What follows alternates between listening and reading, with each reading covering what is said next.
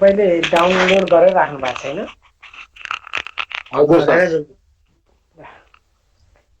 यो होरारी भनेर प्रश्न कुण्डली भनेर बुझिन्छ यसलाई हैन? परशुरामजी रेकर्ड गर्नुहोस् है त। ल अब केपी सिस्टममा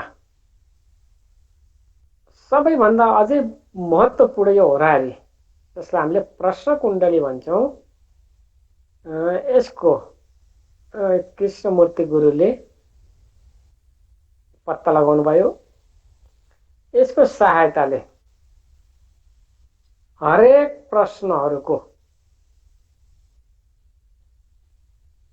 उत्तरहरू सजिलै पत्ता लगाउन सकिन्छ।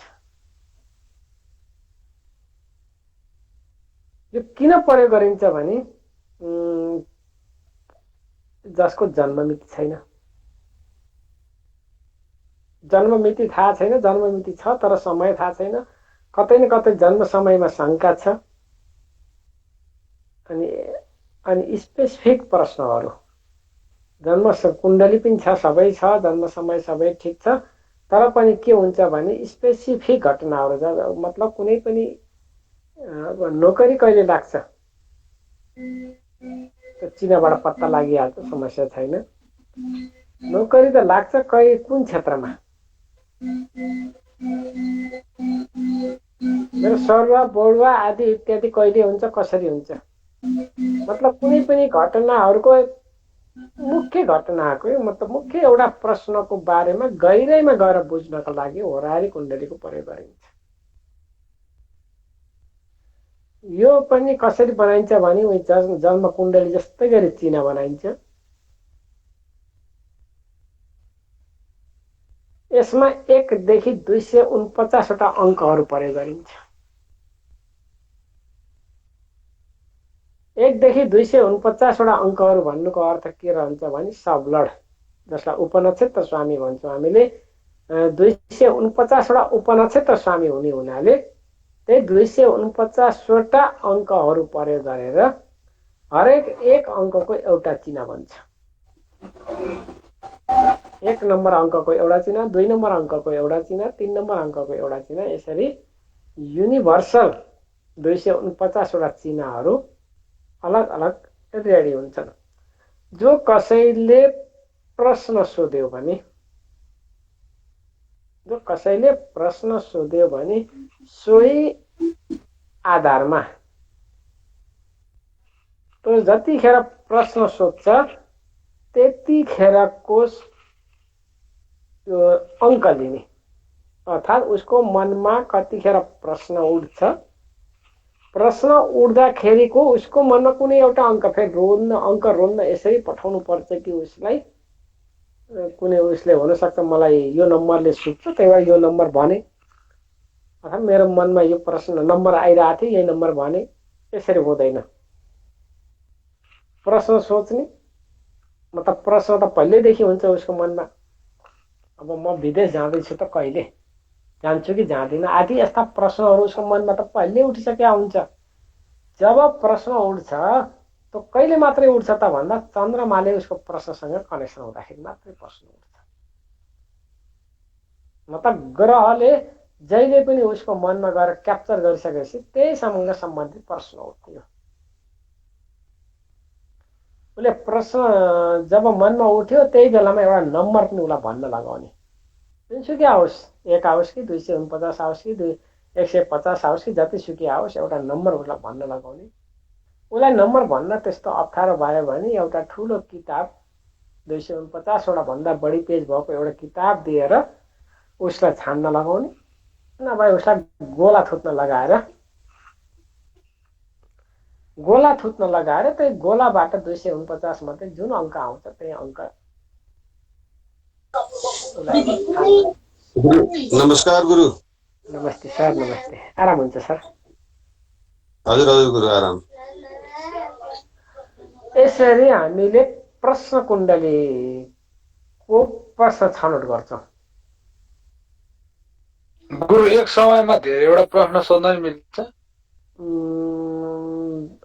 एक समयमा धेरै प्रश्नहरू सोध्न मिल्छ, तर प्रश्न नम्बर अलग अलग हुनुपर्छ। ए प्रश्न नम्बर चाहिँ अलग अलग हुनु पर्यो। बिल्कुल बिल्कुल बिल्कुल। एउटा प्रश्नको एउटा मात्र नम्बर, एउटा प्रश्नको लागि एउटा मात्रै नम्बर। जस्तै विदेश म कहिले जान्छु, विदेश जाँदा कुन दिशा जान्छु, अथवा मैले विदेश गएर कति पैसा कमाउँछु, मलाई विदेशमा कस्तो हुन्छ। त्यही त, यो त धेरैवटा प्रश्न भयो।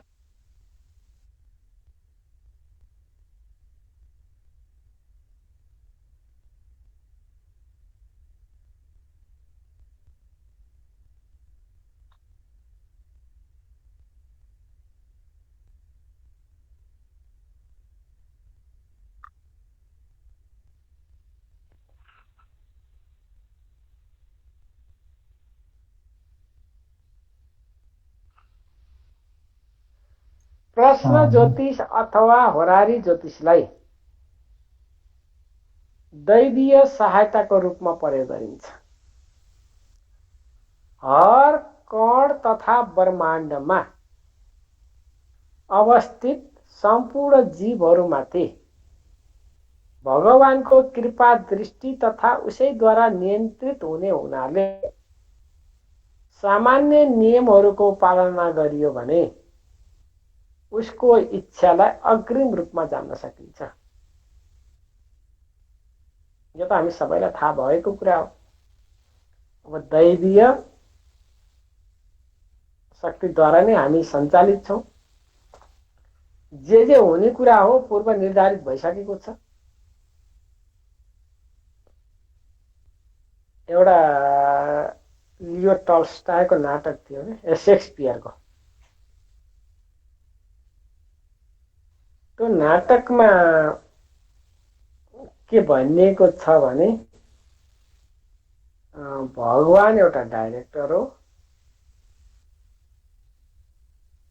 अनि हामी यहाँका पात्र हौ।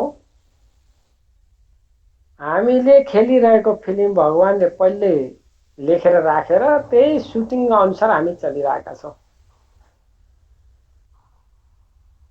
उसमा लेखिएको जुन कथा छ त्यो कथा वस्तु भन्दा हामी बाहिर जाँदैनौँ।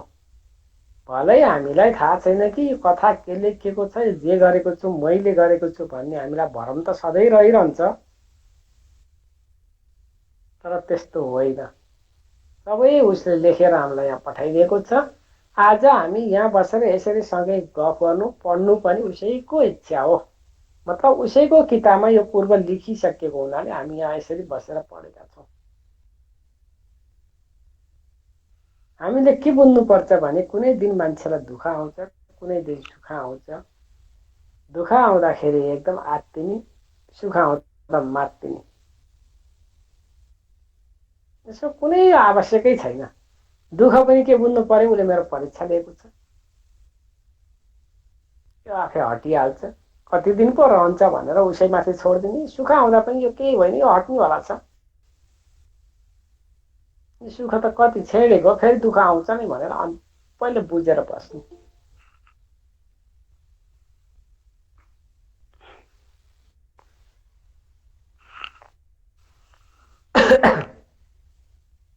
राधे राधे गुरु।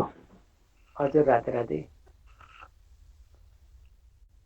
यसरी हामीले ग्रहहरूको खेलहरूलाई बुझ्नुपर्छ। मतलब जे पनि घटनाहरू घट्छ यी सबै पूर्व निर्धारित हो र के ग्रहले सङ्केत गरेको छ भन्ने कुरा बुझ्नको लागि पनि हामीलाई होरारी कुण्डली अत्यन्तै सहयोगी हुन्छ। अब हामीले के चिना हेर्दाखेरि बक्री ग्रहको खासै चर्चा गरेका थिएनौँ। हामीले बक्री ग्रहको बारेमा कहीँ चर्चा गरेको सुन्नुभयो तपाईँहरूले? केपी सिस्टममा गएर सुन्नु भएन, किनकि हामी चर्चै गरेनौँ यस सम्बन्धमा। अब होरारीमा आएर यसको प्रयोग हुन्छ। अब ज्योतिषमा विभिन्न तर्कहरू बक्री ग्रहको बारेमा प्रस्तुत गरेको पाइन्छ। कतिपयले बक्री ग्रह जुन भावमा बसेको छ त्यो भन्दा अघिल्लो भावको फल दिन्छ भन्दछन् त कतिपयले बक्री ग्रह अत्यन्तै शक्तिशाली हुने हुनाले फल पनि त्यही लेभलमा दिन्छ भनेको पाइन्छ।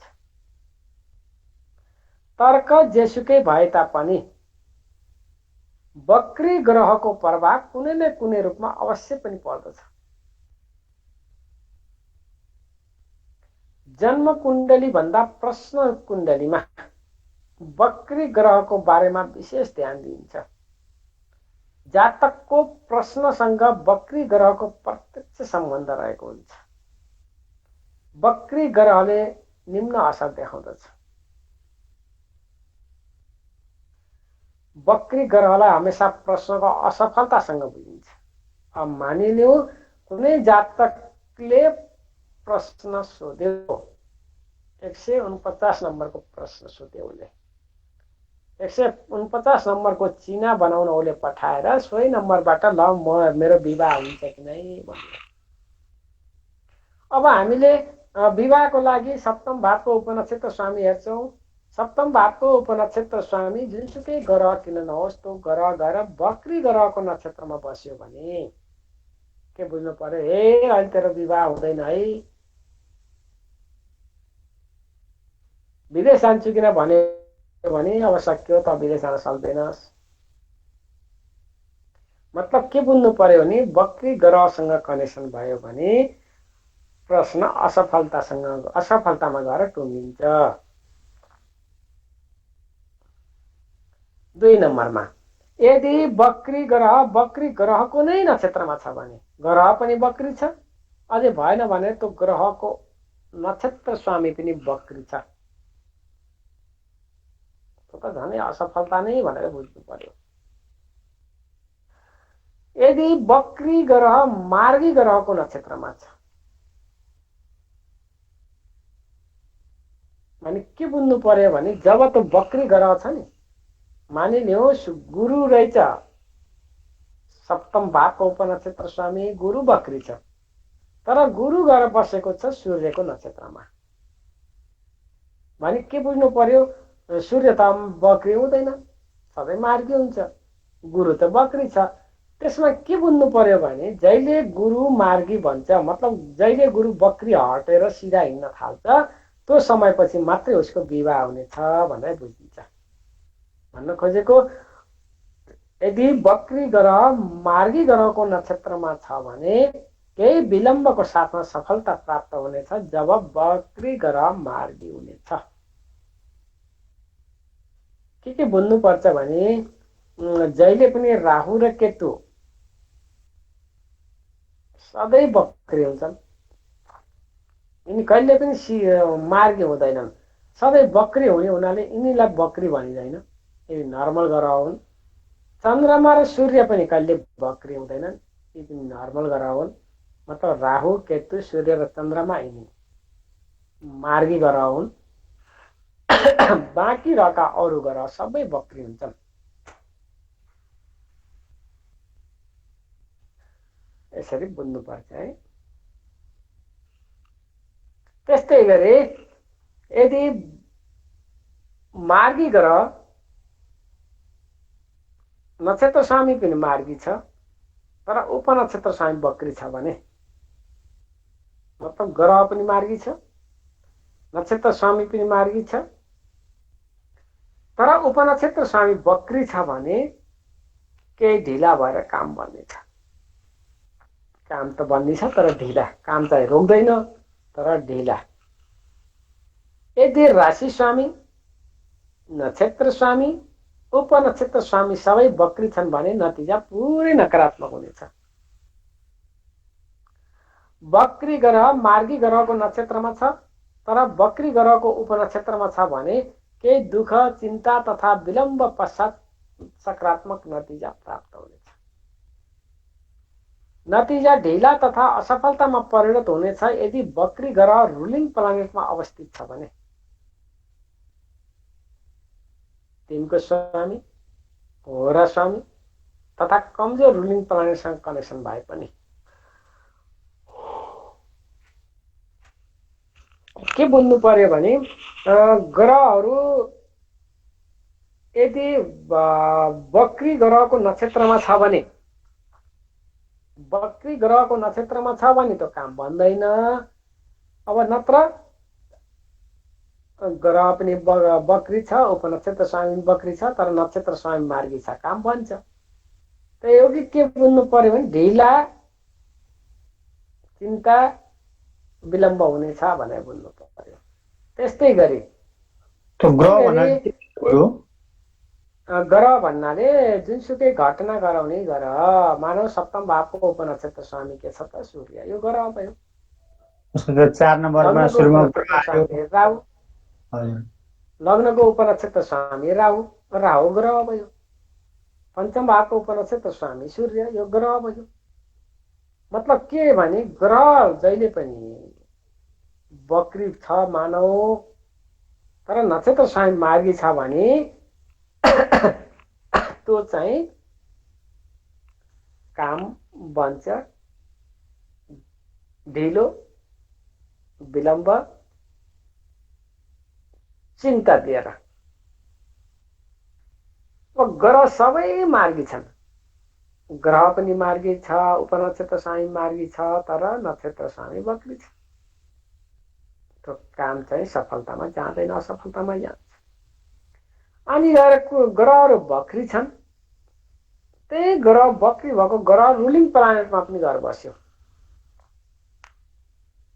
भने वही काम ढिला हुने, असफलतामा परिणत हुने, कामहरू नबन्ने भनेर बुझिन्छ। गुरु रुलिङ प्लानेट चाहिँ कस्तो?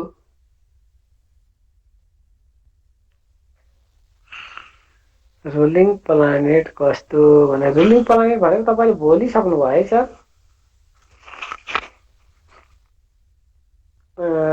रुलिङ प्लानेट भनेर फेरि मैले अझै एकचोटि भनिदिन्छु है सर।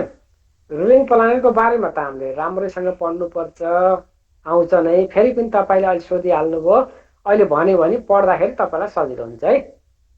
रुलिङ प्लानेट भनेको जतिखेर हामीले काम गर्न बस्छौँ अथवा चिना हेर्न बस्छौँ अथवा सम्बन्धित ज्योतिषीय गणना गर्न बस्छौँ, सो समयमा ग्रहहरूको पोजिसनलाई रुलिङ प्लानेट भनिन्छ। त्यसमा पनि रुलिङ प्लानेट के लिन्छ भने लग्नको राशि स्वामी, लग्नको नक्षत्र स्वामी, चन्द्रमाको राशि स्वामी, चन्द्रमाको नक्षत्र स्वामी र सो दिनको बार। आज जस्तै शुक्रबार हो भने आजको शुक्रबारको स्वामी शुक्र, बिहिबारको स्वामी गुरु, यसरी बारको स्वामी गरेर 5वटा रुलिङ प्लानेट लिन्छ। बुझ्नु कुरा?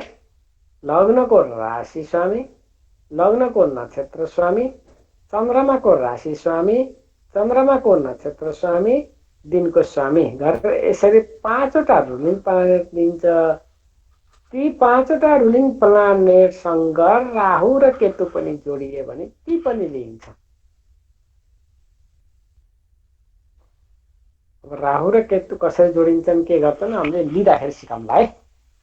मैले सुरुमै केपीको सुरुमै पनि बताएको थिएँ, बिचमा पनि कहिले पनि यसो कुरो उठ्याएको थियो बताएको थिएँ। थुप्रै भयो, बोल्नु भयो, फेरि पनि बोल्नु भएछ भने पनि अब सम्झन सजिलो हुन्छ। अर्को रुलिङ प्लानेटको बारेमा पढ्दाखेरि बोल्नुहुन्छ है। अब भाव कारकत्व, प्रत्येक भावको जुन भाव कारकत्व छ हामीले लग्नदेखि 12औं भावसँग पढिसकेका छौँ। त्यसैसँग सम्बन्धित केही होरारीमा अलिकति कोही फरक पनि हुन्छन्, त्यसलाई बुझौँ यहाँ है। अब लग्न भावसँग हामीले के हेर्ने भयो, शरीरको बाहिरी संरचना, स्वास्थ्य, स्वभाव, फरक स्वभाव, जीवनमा प्राप्त हुने सफलता, असफलता, नाम, प्रसिद्धि, सम्बन्धित स्थान तथा देश, गुण तथा अवगुणहरू, टाउको तथा चेहरा, यी कुराहरू हामीले लग्नबाट हेर्छौँ। यो चिनाबाट पनि लगभग यिनै कुराहरू हुन्। त्यस्तै गरी प्रश्नकर्ताको पहिलो भाव तथा लग्न हुने भयो। अनि भाइ बहिनीको लाभ हुने भयो, किनकि भाइ बहिनी भनेको तृतीय स्थान हो। तृतीय स्थानबाट 11औं भाव लग्न हुने हुनाले तृतीयबाट 11औं भाव भाइ बहिनीको लाभ भयो। मामाको लागि खतरा, किनकि 6औं भाव मामाको हुन्छ, त्यहाँबाट 8औं भाव हुने हुनाले मामाको लागि खतरा भयो। दाइको छिमेकी हुने भयो, किनकि दाइको भाव 11 भयो, 11बाट तृतीय लग्न हुने हुनाले दाइको छिमेकी हुने भयो। अनि जातक स्वयंलाई हानि, जातक स्वयंलाई हानि भनेको धनको हानि हो, अर्को होइन। किनकि द्वितीय भाव धन भयो, द्वितीय भावबाट 12औं भाव अर्थात् दोस्रो भावबाट 12औं भाव बैंक ब्यालेन्सको अवस्थामा हानि हुने भयो। यसरी लग्नबाट यी कुराहरू हेरिन्छ। त्यस्तै गरी लग्नमा स्थित केही ग्रहहरूले के असर गर्छन् त? जस्तै लग्नमा राहु भए प्रायः असफलतालाई जनाउँछ। प्रश्न गर्दाखेरि रुलिङ त्यो समयमा यदि लग्नमा राहु बस्यो भने के बुझ्नु पर्यो? ओहो, काम त बन्दैन क्या रे। यदि राहुलाई गुरुले दृष्टि दिएको छ, राहु छ लग्नमा तर कतै गुरुले घर दृष्टि दिएको छ भने काम ढिलो गरी बन्छ। बन्दैन बन्दैन ओहो बन्दैन भन्ने चिन्ता गराउने, तर लास्टमा काम बन्ने गराउँछ। शनि केतु राहुले जातकलाई अल्छी बनाउँछ, गर्भपातको सङ्केत गर्छ। शनि केतु राहु लग्नमा गएर बस्यो भने जातक अल्छी हुन्छ। यो चिना लग्न कुण्डलीमा पनि हो है, जुन हामीले चिना कुण्डलीबाट हेर्छौँ नि, त्योबाट पनि हुन्छ है कुराहरू। शनि केतु राहु लग्नमा बस्ने बित्तिकै जातक अल्छी। अनि यो सन्तानसँग सम्बन्धित प्रश्न छ भने गर्भपातको पनि सङ्केत गर्छ यसले। लग्नको दृष्टिलाई शुभ मानिन्छ भने लग्नमा स्थित गुरुलाई शुभ मानिँदैन।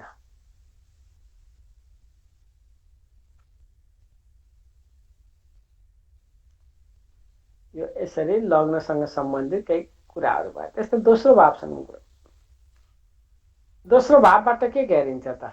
परिवार, बाढी, धनको अवस्था, शेयर, बैंक ब्यालेन्स, आँखामा समस्या, आँखा पनि देब्रे आँखालाई मानिन्छ। अनि मेमोरी, कल्पना शक्ति, नङ, जिब्रो, गला, दाँत, दोस्रो विवाह, मृत्यु, या आदि कुराहरू हामीले दोस्रो भावबाट हेर्छौँ।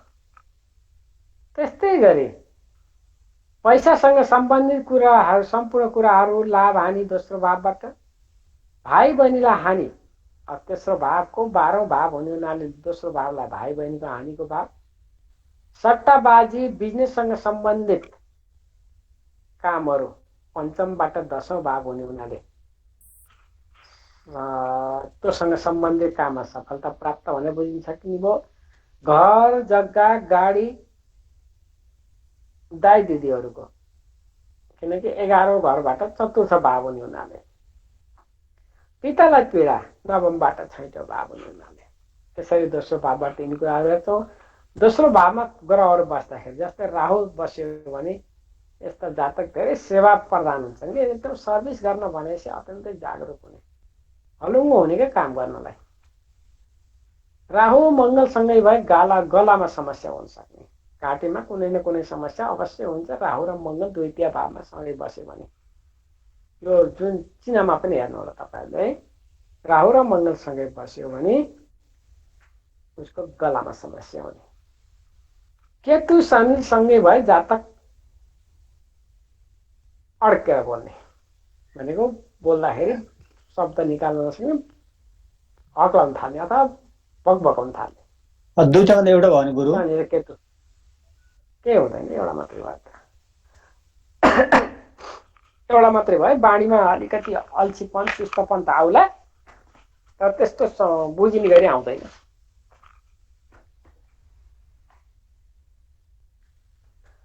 त्यस्तै चतुर्थ नम्बरमा सन्तानको बाणीमा समस्या परि हुने चाहिँ यदि दोस्रो भावको उपसामी राहु छ भने वृश्चिक लग्नको लागि। वृष लग्न छ अथवा वृश्चिक लग्न छ र द्वितीय भावको उपनक्षत्र स्वामी राहु छ भने यस्ता व्यक्तिलाई बोल्नमा समस्या आउँछ। मेरो छोराको त्यही छ, हेर्नु 7 वर्ष पुग्न थाल्यो, वृश्चिक लग्न हो, द्वितीय भावको उपनक्षत्र स्वामी राहु छ। बोल्न पर्यो भनेपछि उसलाई 7औं जान्छ। के हुन्छ हुन्छ, के औषधि गर्ने आफैलाई थाहा छ। अब द्वितीय भावको उपनक्षत्र स्वामी राहु, पछि आफै ठिक होला भन्ने एउटा आश। जसको कुण्डली पनि चेक गर्नु होला है। वृष लग्नको कुण्डली छ अथवा वृश्चिक लग्नको कुण्डली छ, द्वितीय भावको उपनक्षत्रसँग राहु छ। आफ्नो भयो भने सन्तानलाई त्यस्तो हुने कि के गुरु यो के सन्तानलाई के आफ्नो जसको त्यस्तो चिन्ह हो हुँदाखेरि उसलाई सन्तानको बाणीमा सन्तानको बारेमा भनेको जसको चिन्ह हो उसैको सन्तान कि स्वयं उसैको उसैको नै स्वयं उसैको त्यो त सन्तान भनेको यहाँ लेखियो तर पनि स्वयंको बुझ्नुहोस्। हो हजुर गुरु।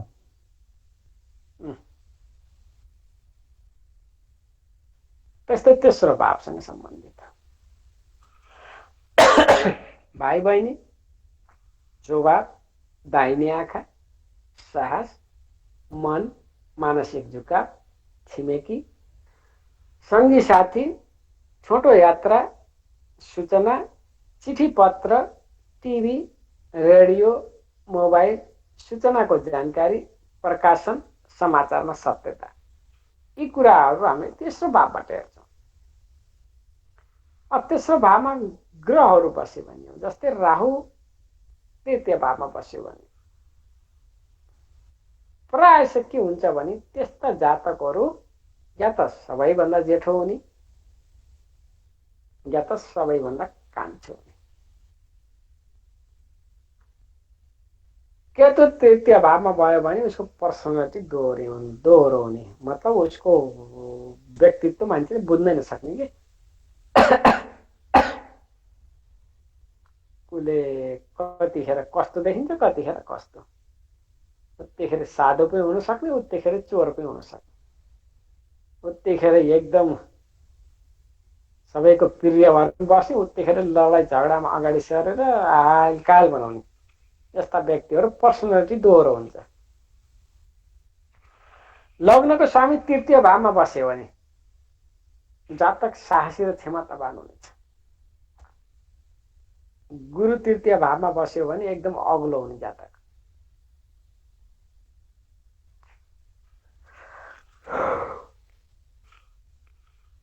त्यस्तै चतुर्थ भावसँग सम्बन्धित शिक्षा, सम्पत्ति, जग्गा, गाडी, परिवारमा खुसी, आमा, गोप्य गतिविधि, पैतृक सम्पत्ति, इनार तथा बोरवेल बनाउने, सम्पत्ति भाडामा लगाउने तथा भाडामा लिने, यी कुराहरू भए चतुर्थ भावबाट। त्यस्तै शुक्र चतुर्थ भावमा भए गाडी सुख राम्रो प्राप्त हुनेछ। बुध भए शिक्षामा कुनै पनि कारणले अवरोध आउनेछ। चतुर्थ भाव भनेको शिक्षा हो अनि बुध स्वयं शिक्षाको कारक हो, तर पनि चतुर्थ भावमा बुध भयो भने कुनै न कुनै शिक्षामा अनिवार्य समस्या हुन्छ। राहु चतुर्थ भावमा भए बिना कारण भौतारी रहने बनाउँछ, मतलब त्यस्ता जातक एकै ठाउँ स्थिर रूपले बस्दैनन्। घरमै छ भने पनि कस्तेर यो गर कस्तेर पल्लो गर कस्तेर गाउँमा कस्तेर यहाँ छ कस्तेर उहाँ छ डुले डुले गर्ने कि यस्तो बनाउँछ चतुर्थ भावमा राहु बस्यो भने। चतुर्थ भावमा मङ्गल आफ्नै राशि तथा उच्च राशिमा भए मङ्गल चतुर्थमा छ या त उच्चमा छ या त आफ्नै राशिमा छ भने धेरै जग्गाको मालिक बनाउँछ त्यसलाई, मतलब उसको जग्गा सम्पत्ति धेरै हुन्छ। त्यस्तै पञ्चम भावसँग सम्बन्धित पञ्चम भावबाट प्रथम सन्तान, सनातन धर्ममा रुचि, बुद्धिमानी, खुसियाली, समाज तथा सामाजिक गतिविधिमा अग्रसर, रचनात्मकता, सिर्जना, सिनेमा, डान्स बार, शेयर कारोबार, जुवातास, गेमहरू, बलात्कार, अपहरण आदि, मित्रता, विवाह पहिला तथा विवाह पश्चात हुने प्रेम सम्बन्ध, राजदूत, मन्त्री, राजनीतिमा सफलता, पत्नीद्वारा सफलता, सप्तमदेखि 11औं भाव।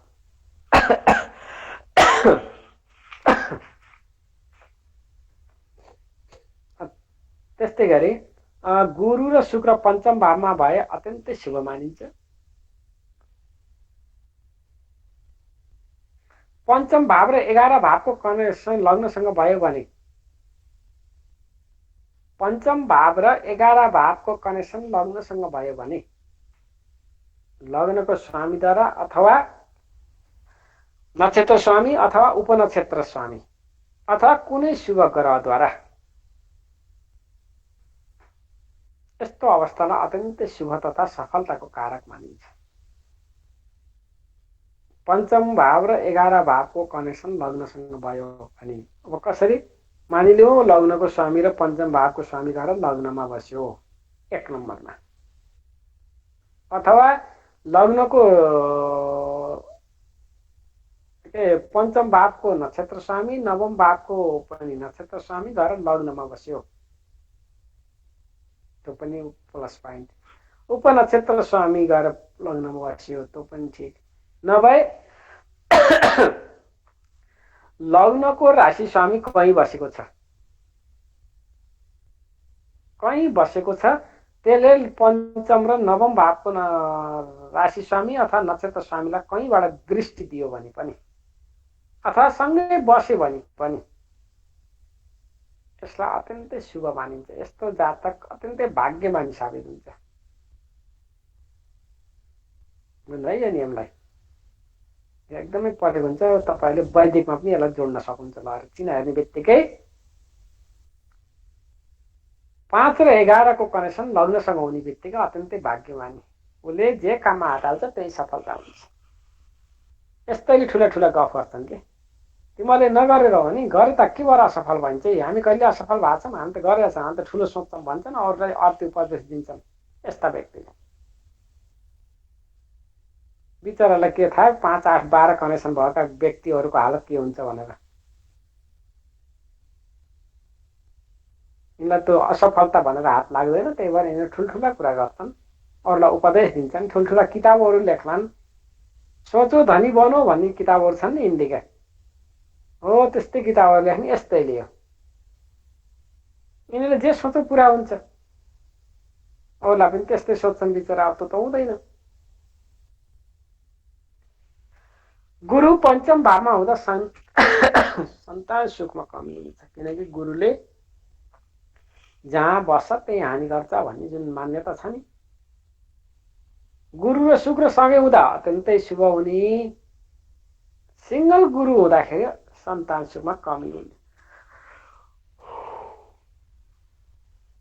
शुभ ग्रह पञ्चम भावमा विराजमान भए जातकलाई चुम्बकीय शक्ति प्रदान गर्छ, भनेको जातकमा अरूलाई आकर्षण गर्न सक्ने क्षमता हुन्छ। आज म कसैसँग बोल्दिनँ, कसैसँग केही सम्बन्ध राख्दिनँ भनेर चुपचाप बसो भने पनि अरू मान्छे अटोमेटिक उसँग झुम्बिन आउँछन्। त्यस्तो जादु रहन्छ कि यो शुभ ग्रहहरू पञ्चम भावमा बस्यो भने। त्यस्तै छैटौँ भाव, छैटौँ भावलाई ऋण, रोग, शत्रु, सेवा, मामा, अनियमित खराब आदत, दुःख, क्रूर कार्य, दान प्राप्त, आफूभन्दा साना भाइ बहिनीको घर, गाडी खरिद तृतीय भावबाट चतुर्थ भाव भएको हुनाले, आमाको यात्रा चतुर्थबाट तृतीय भएको हुनाले, अनि प्रथम सन्तानको धनको अवस्था पञ्चमदेखि द्वितीय भएको हुनाले, पार्टनरको हानि सप्तमदेखि 12औं भाव भएको हुनाले, पिताको कार्यक्षेत्र नवमबाट 10औं भाव भएको हुनाले ओभरड्राफ्टको सुविधा आदि छैटौँ भावबाट हेरिन्छ। यदि सप्तमेश छैटौँ भावमा अथवा छैटौँ भावको स्वामी सप्तम भावमा भए वैवाहिक अवस्थामा तनाव रहनेछ। यो पनि नियमहरू बुझ्नलाई छैटौँ भावको स्वामी सप्तममा गएर बस्यो अथवा सप्तम भावको स्वामी छैटौँमा आएर बस्यो भने पनि वैवाहिक जीवन अत्यन्तै खराब रहन्छ। सप्तम भावको उपस्वामी छैटौँ भावमा भए पनि वैवाहिक जीवन खराब रहनेछ। छैटौँ भावमा गुरु तथा बुध भए प्राय जातकले शिक्षासँग अथवा बैंकसँग सम्बन्धित पेशा तथा व्यवसाय गर्नेछ। बुध अथवा गुरु छैटौँ भावमा गएर बस्यो भने त्यो जातकले काम गर्दाखेरि प्रायशः या शिक्षासँग सम्बन्धित या बैंकसँग सम्बन्धित गर्नेछ। त्यस्तै सप्तम भाव, सप्तम भावबाट हामीले पति अथवा पत्नी, प्रेम, वैवाहिक जीवन, पार्टनर, सम्झौता, कारोबार अथवा सम्झौताका तरिकाहरू, जरिवाना, आयुलाई खतरा, चोरको प्रकार, पकेटमार, चोरसँग सम्बन्धित प्रश्नहरू, विदेशी सम्बन्ध, लडाई, वैदेशिक व्यापार, दोस्रो सन्तान, आमाको सम्पत्ति चतुर्थबाट चतुर्थ, अपनाइएका बच्चाहरू, यी कुराहरू हामीले सप्तम भावबाट हेर्छौँ। अनि त्यस्तै गरी सप्तम भावमा गुरु भए विवाहलाई ढिला गराउनेछ। सप्तम भावको राशि स्वामी सप्तममा स्थित ग्रहले चोरको जानकारी गराउनेछ। सप्तम भावको उपस्वामी बुध छ र 2 स्वभाव राशिमा अवस्थित छ भने एकभन्दा बढी विवाहको संकेत गर्दछ। सप्तम भावको उपस्वामी बुध छ र 2 स्वभाव राशिमा अवस्थित छ भने त्यसको दोस्रो विवाह हुने धेरै धेरै सम्भावना हुन्छ। त्यस्तै अष्टम भाव, अष्टम भावबाट अब जीवन भइहाल्यो, टाउकाको दुखाइ, अपमान, शोक, विवादित गतिविधि, मृत्यु, अवरोधहरू, अशुद्धता, गुण विद्याको जानकारी, दाइजो, बोनस, जीवन बीमा, अभिलाषा। पत्नीको धनको अवस्था सप्तमदेखि दोस्रो भावको हुनाले हुस, आत्महत्या, दुर्घटना, अनिकाल, प्राकृतिक विपत्तिहरू, आयात निर्यात, वैदेशिक ऋण, ब्याजको दर, बजेटमा कमी, पिताको लगानी खर्च नवमदेखि 12औं भावको हुनाले आमालाई शेयर कारोबार तथा ग्याम्लिङ, चतुर्थबाट पञ्चम भावको हुनाले राम्रो काम धन्दाहरू, 11औंबाट 10औं, पिताको अन्तिम मुक्ति नवमबाट 12औं, अनि खडेरी। यस्ता कुराहरू हामीले अष्टम भावबाट हेर्छौँ। त्यस्तै शनिसँगै राहु 8 भावमा भए बारम्बार दुर्घटना हुन्छ त्यस्ता व्यक्तिहरू। शनि र राहु 8औं भावमा छ भने के बुझ्नु पर्यो भने यो जातकको कुण्डली दुर्घटनाग्रस्तको कुण्डली हो। यो व्यक्ति बारम्बार दुर्घटना भइरहन्छ, हिँड्दा हिँड्दै ठेसला उठ्छ, बाइक चलाए पल्टिन्छ, गएले बसमा पल्टिन्छ, कहिले के हुन्छ, यो दुर्घटनाग्रस्त कुण्डली हो भनेर बुझ्नु पर्यो। गुरु अथवा बुध 8 भावमा भए गुण विद्यातिर आकर्षित गराउँछ। 2वटा शुभ ग्रह 8 भावमा स्थित भए सर्भिसमा धेरै राम्रो हुनेछ। जातक सेवा भावनामुखीले राम्रो काम गर्छ। त्यस्तै नवम भावसँग सम्बन्धित भाग्य, पिता, लामो यात्रा, युद्धपोत, धर्म, नाति, मेडिटेसन, संस्कार, मन्दिर, मस्जिद, चर्च, धार्मिक यात्राहरू, उच्च शिक्षा, उच्च नलेज, उच्च सोचाइ, अनुसन्धान, पीएचडी, सपनाहरू, अपरिचित, धार्मिक साहित्यहरू, ज्योतिष, तन्त्र, मन्त्र, वेद, उपनिषद आदि, समुद्री यात्रा, न्यायाधीश, धार्मिक गुरु, वाणिज्य, पति अथवा पत्नीको छोटो यात्रा सप्तम भावबाट तृतीय भएको हुनाले, पत्नीको भाइ सप्तमबाट तृतीय भएको हुनाले, तृतीय सन्तान आदि हामीले नवम भावबाट हेर्छौँ। नवम भावको उपस्वामी 11औं भावमा कनेक्सन भए अथवा 11औं भावमा भए हर क्षेत्रमा सफलता भइरहनेछ, किनकि त्यो जातकलाई भाग्यले साथ दिएको मानिन्छ। नवम भावको उपस्वामी गएर 11औं भावमा बस्यो, जातक अत्यन्तै भाग्यमानी साबित हुन्छ। जसरी 1, 5, 9 को कनेक्सन भयो, त्यस्तै गरी 1, 11 र 9 को प्री कनेक्सन भयो भने त्यस्तै भाग्यमानी साबित हुन्छ। लग्नको स्वामी नवम भावमा भए जातकको विदेश यात्रा बढी हुनेछ। शनि नवम भावमा भए परित्यक्त मानिसहरूको सेवामा मन जानेछ, मतलब वृद्धाश्रमहरूमा एकदम मन जानेछ। जहाँ दुःख पाएर फालिएका मान्छेहरू हुन्छन् त्यस्ता व्यक्तिलाई अत्यन्त सेवा गर्न मन लाग्छ शनि नवम भावमा भए।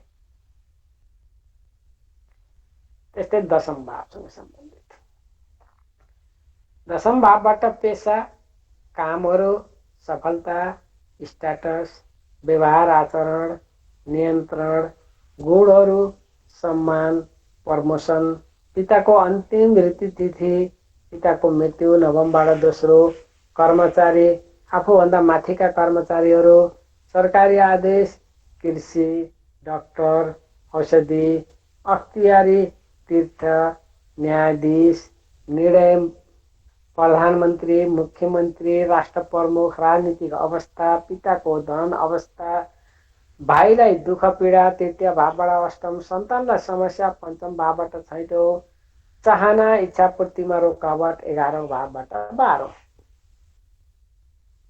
यसरी दशम भावसँग सम्बन्धित कुराहरू हेरिन्छ। त्यस्तै दशम भावमा सूर्य भए सरकारी सुविधामा जीवन चल्नेछ।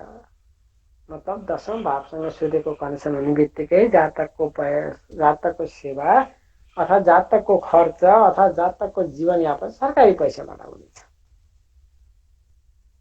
राहु दशम भावमा भए पितासँग मतभेद हुनेछ, तर जातकले जीवनमा ठूलो सफलता प्राप्त गर्नेछ।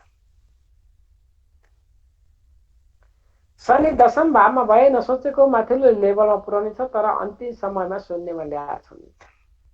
मतलब जहाँबाट सुरु गरेको थियो यात्रा शनिको उसमा सबैभन्दा माथि जान्छ। शनि दशम भावमा छ भने फेरि शनिको सकिँदै जाँदा जहाँबाट सुरु गरेको थियो उही आएर थन्किन्छ शनि दशम भावमा हुँदाखेरि। त्यस्तै 11औं भाव नाफा, बाहुल्य, आम्दानी, इच्छा तथा चाहनाको परिपूर्ति, चाप्लुसी, प्रशंसक, सल्लाहकार, गहिरो जानकारी राख्ने, दाही तथा छिमेकीहरू, यी कुराहरू हामीले 11औं भावबाट हेर्छौँ। त्यस्तै गरी प्रेमिकासँगको सम्बन्ध, सामाजिक तथा आर्थिक अवस्था, सन्तान, पञ्चमबाट सप्तम तथा सप्तमबाट पञ्चम,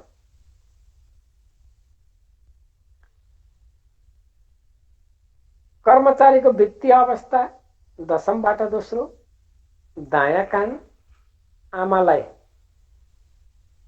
समस्या चतुर्थबाट आठौं भएको हुनाले भाइ बहिनीको भाग्य तृतीय भावबाट नवम, बुहारी, मन्त्री आदि नवम भावबाट हेर्नुहुन्छ। 11औं भावबाट होरारी ज्योतिषमा 11औं भावलाई अति महत्त्वपूर्ण मानिन्छ। यो भावबाट हर प्रकारका लाभ, इच्छापूर्ति तथा आय भावको रूपमा चिनिन्छ। राहु 11औं भावमा भए जातक परिवारको सबैभन्दा जेठो अथवा सबैभन्दा कान्छो हुन सक्छ। 11 भाव र 5 भावको कनेक्सन भयो भने राजनीतिमा सफलता प्राप्त हुनेछ। सबै ग्रहलाई 11 भावमा शुभ मानिन्छ भने शनिले पनि कामहरू केही ढिलो गराए तापनि सफलता दिलाउँछ। शनि जहाँ भए पनि त्यो शनिको कामै ढिलो गराउने हो। अनि 11औं भए पनि ढिलो गराउँछ, तर 11औं भावमा शनिलाई शुभ मानिन्छ। शुभ भएपछि कामहरू सफलता गराइहाल्छ, तर ढिलो र केही विघ्नहरू अवश्य ल्याउँछ। त्यस्तै 12औं भाव, 12औं भावबाट खर्च, हानि, स्थान परिवर्तन, सरुवा, समाप्ति, हस्पिटल, जेल, जेलर, मुक्ति, शोक, दायाँ आँखा, आरामदायी बिस्तारा, अनि खरिद, लगानी, दान, शंका, त्याग, प्रतिबन्ध तथा सीमितता, गोप्य मानसिक गतिविधिहरू, षड्यन्त्र, ठगी, हत्या, आत्महत्या, असाध्य रोग, विदेश भ्रमण, दुःख कष्ट, पागल खाना, गोप्य दुश्मनहरू, जासुस आदि पनि हामीले 12औं भावबाट हेर्छौँ।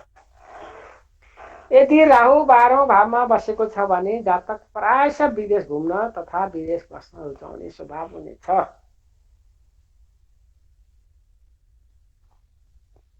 चन्द्रमा यदि 12औं भावमा स्थित भए राम्रो सर्भिस प्राप्त हुनेछ।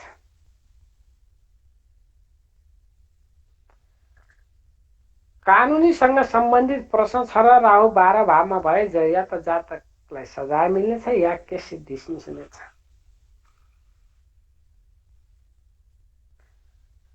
कसैले प्रश्न सोध्यो मेरो केस परेको छ के हुन्छ त? चिना बनायो, चिना बनाए अनुसार हेर्दाखेरि ल 12 भावमा गएर राहु बसेको छ। अब उसको सजाय अब पेन्डिङ हुनेवाला छैन, या त सजाय मिल्छ या डिस्मिस हुन्छ। अब त्यति हो, त्योभन्दा अर्को विकल्प छैन भनेर बुझिन्छ। यसरी 1 देखि 12औं भावसम्मका कारकत्वहरू हामीले बुझ्छौँ। यो अहिलेको रेकर्डिङ छ है, यो रेकर्डिङलाई तपाईँहरूले 1-2 चोटि सुन्नु होला है।